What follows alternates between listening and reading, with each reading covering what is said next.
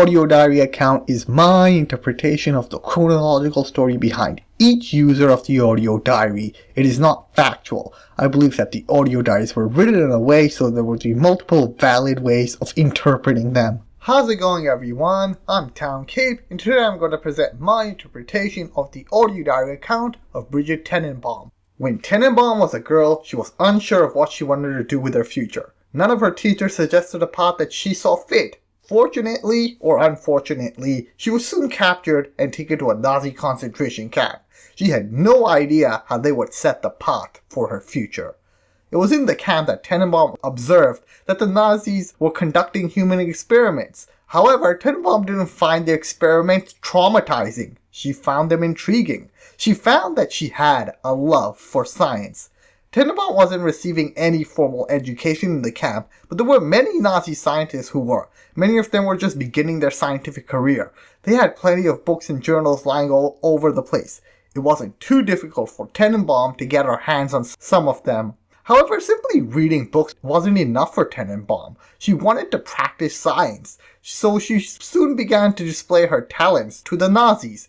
They were impressed by her, and soon she became a regular consultant. However, Tenenbaum believed she could do more. She believed that she could use science to help people become whoever they wanted to become. But the Nazis weren't interested in what other people wanted, so Tenenbaum had to wait until she could finally leave the camp. After the war was over, Tenenbaum was finally freed from the Nazi camp. However, she wasn't lost. She knew what she had to do, but there were so many possibilities. So many means she could have employed to achieve her goals. Where could she begin? What was the best start for her? Tenenbaum had no idea that her answer would be a city at the bottom of the ocean. When Tenenbaum first arrived in Rapture, she was alone, but not for long. She found a kind poor man who was willing to befriend her.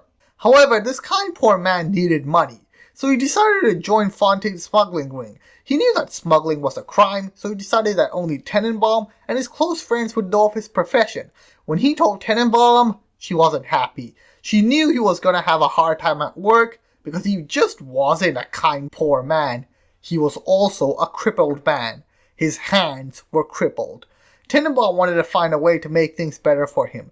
She spent ages at Rapture's libraries looking for a way of countering this problem. She kept up with all the latest scientific journals in the hopes that they would one day provide her with a solution to her friend's dilemma. She even recorded her progress every day. Despite the fact Tenenbaum was unemployed, she fancied herself as a scientist, and that's why she recorded all her progress on audio diaries. One day, her friend finally found a solution to his problem, but it wasn't through Tenenbaum. I saw one of the smugglers having a game of catching on the docks today, and this surprised me because his hands were crippled during the war. He was unloading the barge the other day when he was bitten from the Sea Slug. He woke up the next morning and he found he could move his fingers for the first time in years. I asked him if he still had that Sea Slug. As luck would have it, he did. Tenenbaum found that a random sea slug from the bottom of the ocean had been the solution that none of the books or journals in Rapture could provide. This little sea slug has come along and glued together all the crazy ideas I've had since the war. It doesn't just heal damaged cells, it resurrects them. I can bend the double helix. Black can be reborn white, tall, short, weak, strong. But the slugs alone are not enough. I'll need money. And one other thing. Tenenbaum wanted to take things further with the sea slugs, but she needed a lab and funding to get started. Since she had no qualifications, it was really difficult for Tenenbaum to find a scientific community that would accept her. She applied everywhere. She told him that her research into sea slugs could prove to be revolutionary, but all she got were rejections. Nobody would believe that sea slugs could grant all the miracles that Tenenbaum claimed they could. Tenenbaum was about to lose all hope, but then she had an idea. One of the primary reasons why all the labs rejected her was because they didn't believe that sea slugs could create the miracles that she claimed they could. However, There was someone who would have to believe that sea slugs could create miracles.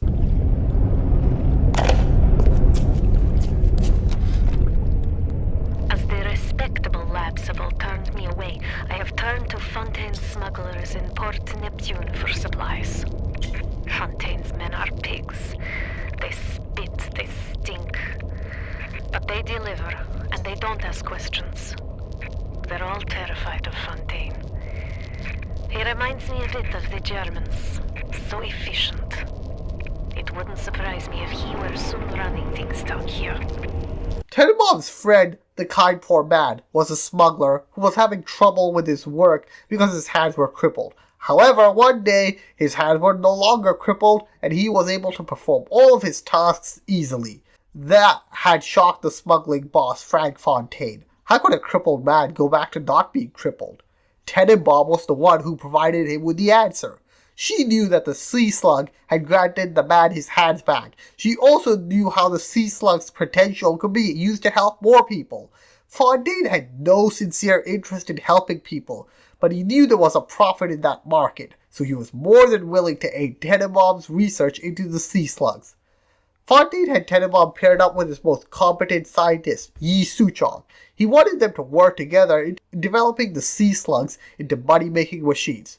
Together, Suchong and Tenenbaum began to develop the first plasmids. They experimented on several human subjects in the medical pavilion. They recorded their progress on audio diaries and left audio diaries for one another in order to communicate while they were busy with different tasks. Suchong wasn't fond of young people, but he was intrigued by Tenenbaum. She had never even been to university, but had the skills of a professor. He began to wonder why someone with no history in higher scientific education was so great and so fascinated with science. He asked her this while testing a plasmid on a human, but Tenenbaum didn't reply. She said it was a subject she preferred to not speak about in public. However, Tenenbaum was willing to leave him a private audio diary to explain her story. The answer that she provided was nothing like what Suchong expected. I was at German prison camp, only 16 years old when I realized I have love for science. German doctor, he make experiment. Sometimes he makes scientific error. I tell him of this error, and this make him angry. But then he asks, how can a child know such a thing? I tell him sometimes I just know. He screams at me, then why tell me? Well, I said, if you are going to do such things, at least you should do them properly. Suchong wasn't a very moral person himself, but even he was surprised that Tenenbaum was actually willing to help the Nazis in their inhumane experiments. He questioned her further on this part. While he saw no sign of regret from Tenenbaum, he did find out that she had different ambitions from the Nazis. At the German prison camp, they put me to work on genetic experiments on other prisoners. They call me das Wunderkind, the Wonder Child. Germans. All they can talk about is blue eyes and the shape of forehead. All I care about is, why is this one born strong and that one weak? This one smart, that one stupid. All that killing. You think the Germans could have been interested in something useful? After hearing this, Suchong realized that Tenenbaum was so blinded by her pursuit for science that she failed to realize the immorality of her actions. At least Suchong acknowledged his actions were immoral. Tenenbaum didn't even seem to notice that she was hurting so many people. Experimenting on humans was an atrocity, but it wasn't the biggest atrocity that Tenenbaum committed. The biggest one was her plan to mass-produce Adam. Suchong wasn't sure how Tenenbaum was planning to mass-produce Adam. She told him that she had a plan, but it was still in the experimental stages. She told him that when she was certain it worked, she would inform him. Suchong waited for months, pondering at what Tenenbaum was doing. He didn't like the fact that a young person was keeping information from him.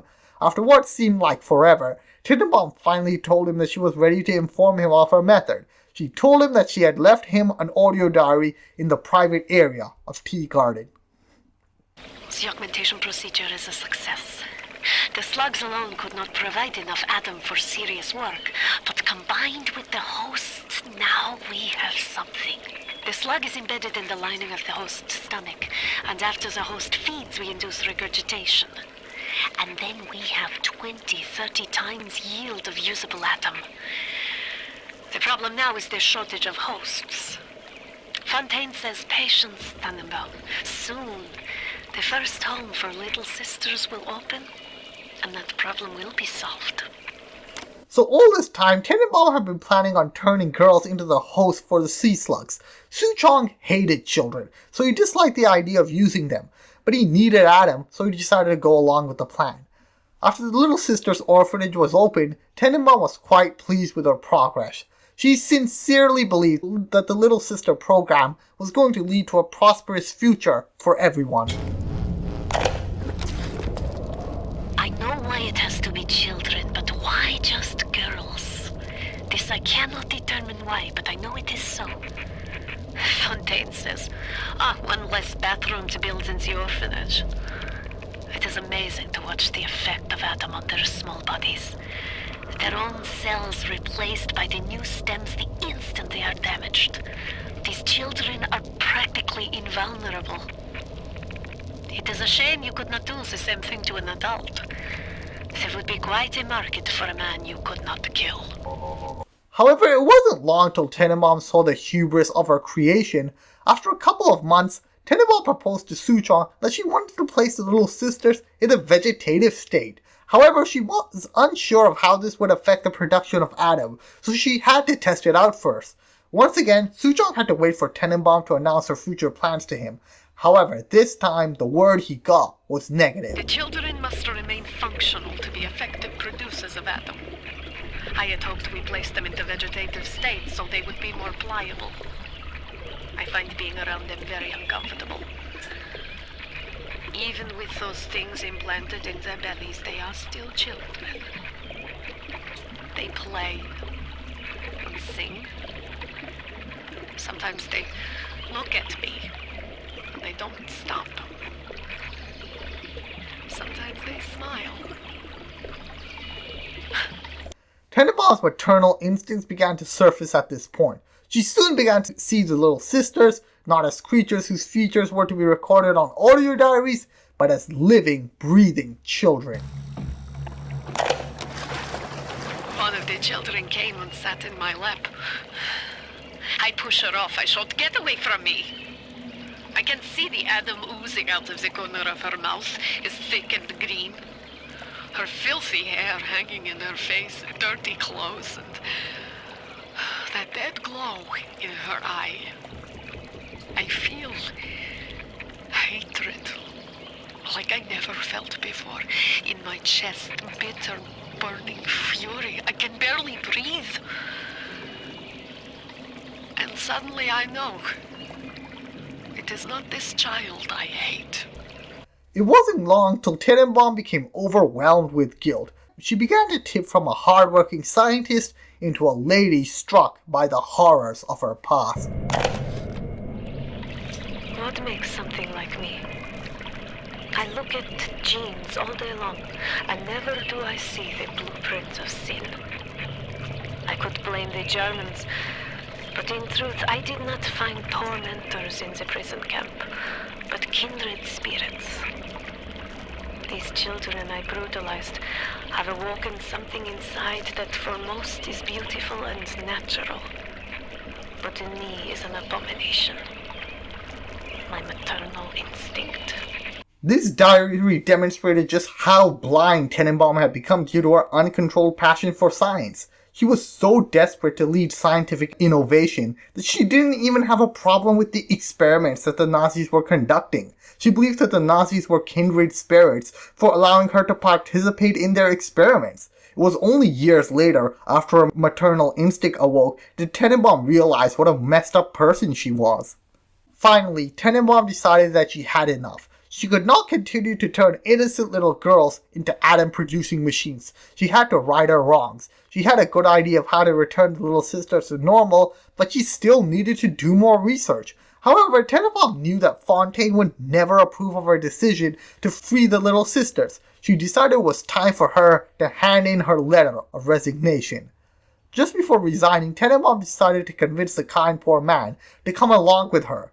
He was all she had before the Atom Revolution. It would be fitting for both of them to leave Fontaine together. Tenenbaum was hoping that together, the two of them would be able to rescue all the little sisters in the future.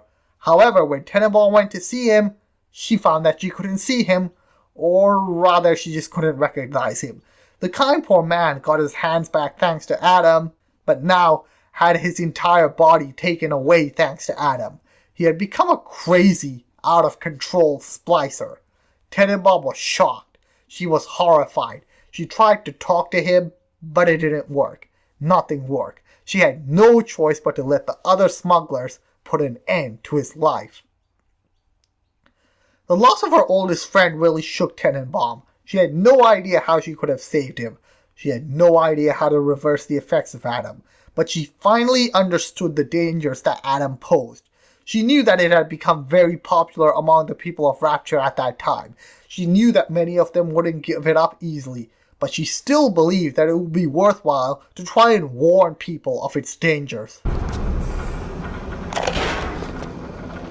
Adam acts like a benign cancer, destroying native cells and replacing them with unstable stem versions.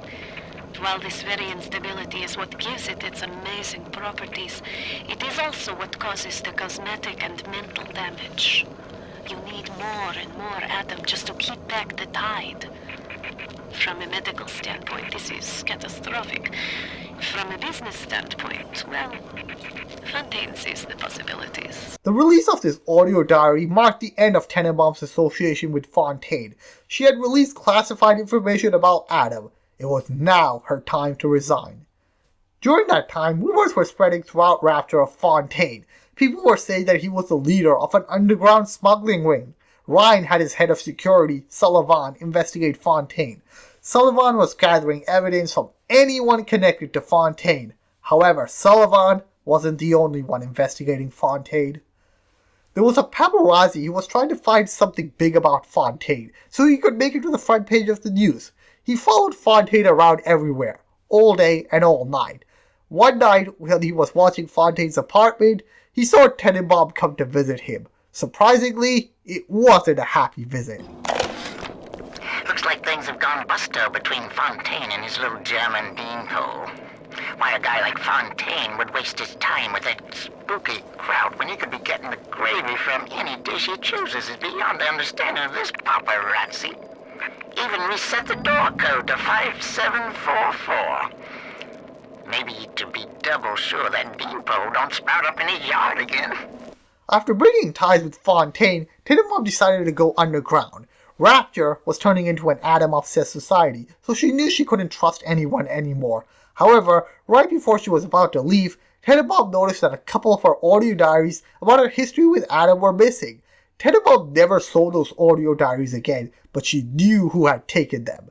Tenenbaum had also heard rumors of how Fontaine's smuggling operation was no longer as secretive as it once was. She heard of how Sullivan was investigating Fontaine. She heard of how he was investigating anyone linked to Fontaine. However, she didn't expect Sullivan to be able to steal some of her audio diaries without her noticing. A few months later, Sullivan was able to convict Fontaine with information he had obtained from Tenenbaum's audio diaries. He had used recorded information to expose Fontaine's secret operation to the public. When Tenenbaum heard of this, she was shocked, and this shock caused her to reach an epiphany. She decided it was time for her to abandon the use of her audio diaries. Sure, scientists recorded their information, but Tenenbaum had just seen how Sullivan had used recorded information against Fontaine. Saving the little sisters was Tenenbaum's secret operation, and she couldn't afford to let it be exposed to the public. As a character, Tenenbaum had one of the most interesting stories in BioShock. Her story was about a woman seeking redemption for the sins she committed due to her uncontrolled passion. The most interesting part of her story is how it ends. In the end, she escapes Rapture with Jack and the little sisters, so it looks like she has completely redeemed herself. It looks like she had finally become the good person she always wanted to become. But was that really the case? Was Tenenbaum really a good person by the end of BioShock? There's something that may suggest the contrary. It's how Tenenbaum treated the Splicers and the Big Daddies during the main game. She used very strong, insulting words to refer to them. She considered them to be monsters. But didn't she remember that it was her fault that they were turned into monsters in the first place? It was her uncontrolled passion for science that led everyone in Rapture to go to hell. However, Tenenbaum didn't really express any pity for the Splicers or the Big Daddies. She just berated them, and that was quite selfish and hypocritical of her. One can even argue if Tenenbaum ever did anything because it was the morally right thing to do. Take, for example, the Little Sisters. It's true that Tenenbaum helped the Little Sisters, but let's not forget why she helped them in the first place. Because of her maternal instinct awakening. It wasn't really any moral philosophy that caused her to change her mind. It was a biological process. Her maternal instinct made her feel guilty, and that's why she decided to help the Little Sisters. The same argument can be made for Jack, because let's not forget that Tenenbaum helped raise Jack with Suchong. It's possible that the only reason she helped Jack was due to her maternal instinct. Above all this, what was Tenenbaum before her maternal instinct? She was just someone who conducted experiments on humans and felt no wrong interactions. So the question remains, was Tenenbaum really a good person by the end of the game? Or were all her heroic actions just the means she used to quell the guilt that was brought upon her by her maternal instinct? The truth is only something we can speculate. Anyway, that'll be the end of the audio diary account of Brigid Tenenbaum. Thank you everyone for watching. Next time I'll be presenting the audio diary account of Yi Suchong. I'll see you guys next time. Have a great day.